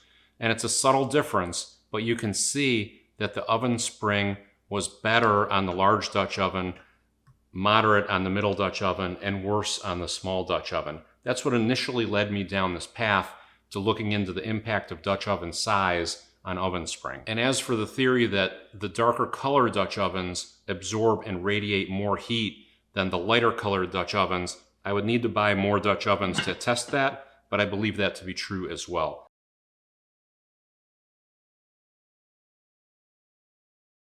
Now, one thing that's really been bothering me that I had to go back and figure out was this Mystery of Loaf number 5. If you recall, this was the first loaf that we baked in the smaller Dutch oven, and when I took the lid off and took the internal temperature of that loaf, it was 30 degrees Fahrenheit lower than all the other loaves at that time. It was 182 degrees Fahrenheit internal temperature. That's 83 degrees Celsius. I expected it to be close to 210 or 212 Fahrenheit where all the other loaves were. And because I was baking in a smaller Dutch oven, it should have baked up hotter, if anything, and there's no way that temperature could have been lower. I couldn't figure it out. So first I thought maybe I had a bad reading, but I remember when I put the probe in the dough and I pulled it out, I could see liquid dough on the tip of the probe. So I know that internal dough temperature was lower than expected. So I went back and watched the videotape, and it's all there on tape. The reason that internal temperature was lower, and this is very important, is because of this tiny piece of parchment paper. When I cut this parchment paper, for all the loaves, I made them all the same size, whether I was using the large Dutch oven or the small Dutch oven. And what happened is, because this is relatively large, when I put the loaf on here and I put it into the Dutch oven, this parchment paper wrapped up around the sides of the dough, and it prevented the air from bringing the dough temperature up to the full temperature. It basically created a shield or a block or barrier from the convection air, that's the hot air circulating around the loaf, couldn't penetrate into the loaf. And I also noticed when I took that loaf out of the Dutch oven, I commented how it baked up blonde on the bottom of the loaf, because the bottom side of the loaf never got up to temperature because of this tiny piece of parchment paper. It baked up at 30 degrees Fahrenheit lower because of this tiny, thin piece of paper. This is why people quit baking sourdough bread because sometimes it's complicated. So the point is, parchment paper matters. Convection air matters. When you cut off your convection, it can slow down your baking. You need to be really aware of this. I never would have thought of this before, but when I saw it on the video, it's totally obvious what happened.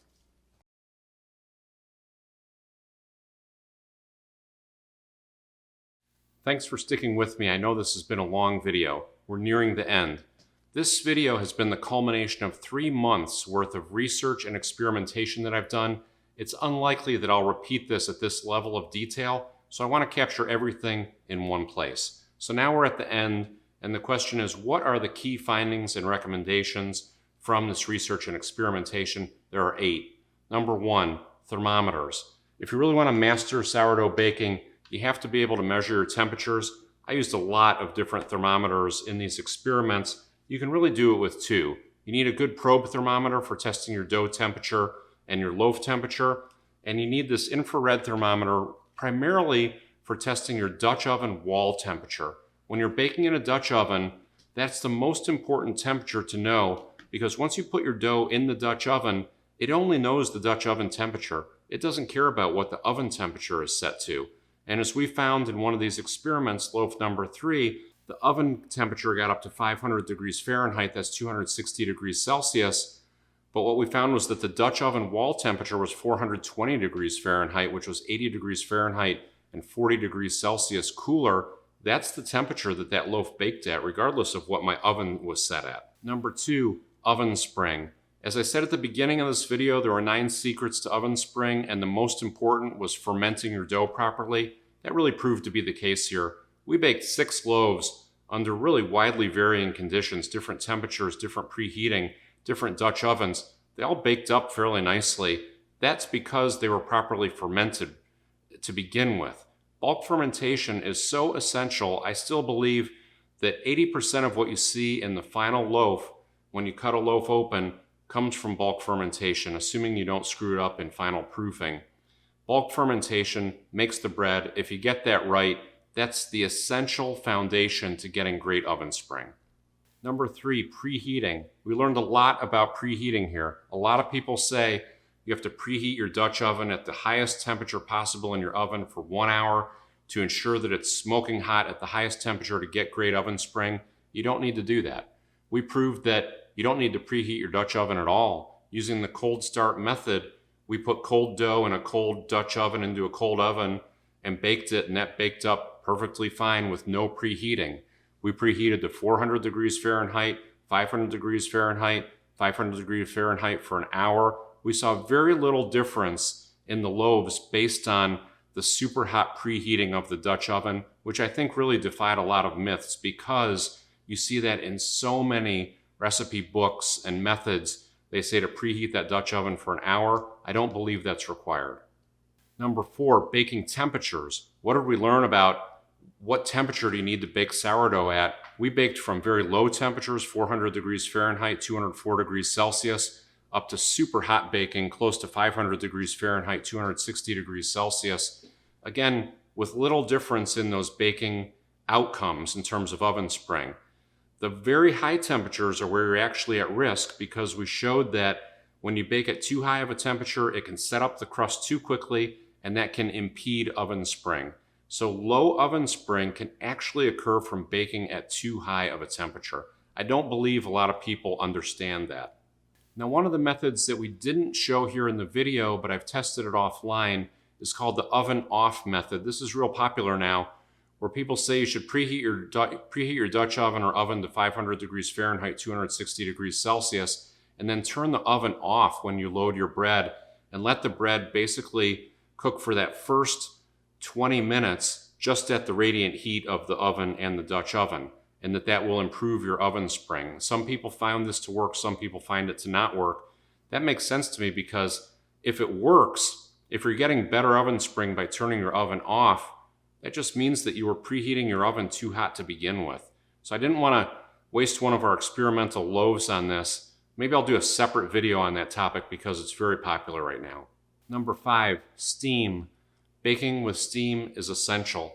If you want to optimize your Ovenspring, you need to keep your loaf in that steamy environment to keep the loaf surface from starting to brown and set up until the loaf has fully sprung. If you take the lid off too early, which I did in loaf number 1, that loaf starts to set up and brown too quickly before it has time to fully spring.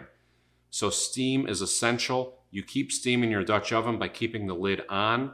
If you feel like you're taking your lid off and you're not getting great oven spring, leave the lid on longer. There's really no downside to leaving the lid on for a long time, as we found in loaf number 2, the cold bake method, where we baked that with the lid on for 55 minutes, and we took it off just for 8 minutes at the end, and that loaf browned up perfectly at the end with that really short browning time.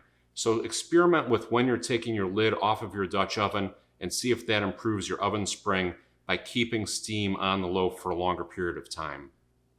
Number 6, Dutch oven size and color matters. Smaller, darker Dutch ovens bake up hotter than larger, light-colored Dutch ovens. I didn't believe it until I saw it with my own eyes. But when we baked our loaves in these smaller Dutch ovens, we did the exact same one in a large one and a small one. It baked up 3 minutes faster in the small Dutch oven.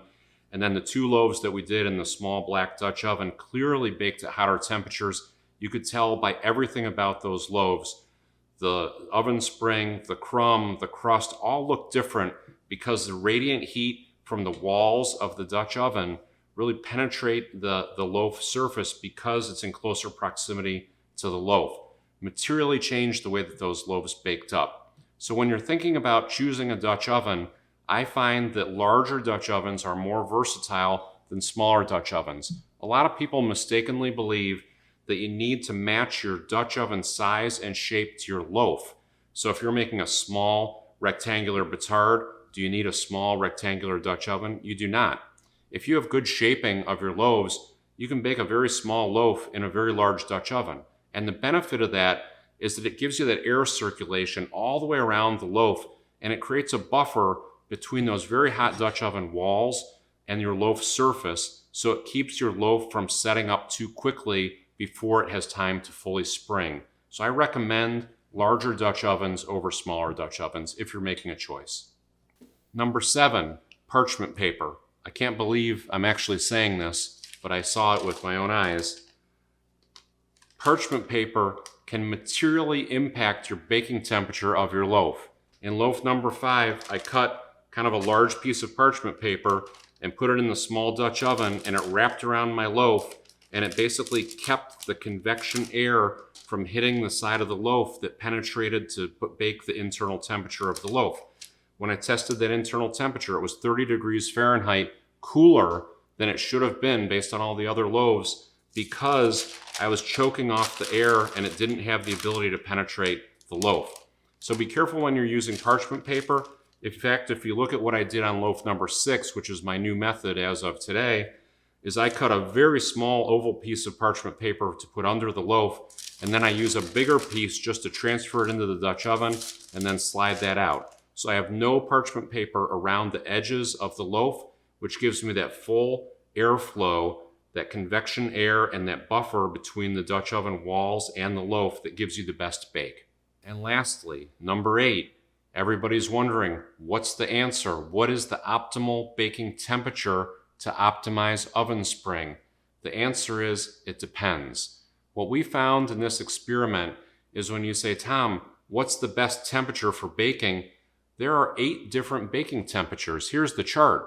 Number 1, your oven setting. Number 2, your oven air temperature. Number 3, your oven thermostat reading. Number 4, your oven wall temperature. Number 5, your Dutch oven wall temperature. Number 6, your Dutch oven air temperature. Number 7, your loaf surface temperature. And number 8, your internal dough temperature. So when you say, Tom, what's the best temperature for baking? It depends. Everybody's ovens are different. Everybody's Dutch ovens are different. People bake different sized loaves. People bake different hydration loaves. So by understanding the science of baking, by understanding how all these different temperatures interrelate, that gives you the skill to optimize your baking for your conditions. So based on your oven, your Dutch oven, and your loaf, you can take what we learned here from these experiments, and you can say, based on what I know, I need to set my oven at this temperature for this amount of time. I need to use this shape and size and color of Dutch oven for this type of loaf. That is the art of baking. It's where you apply the science to your specific conditions to bake up that perfect loaf with optimal oven spring. Thank you for sticking with me on this long video, and good luck on your sourdough journey.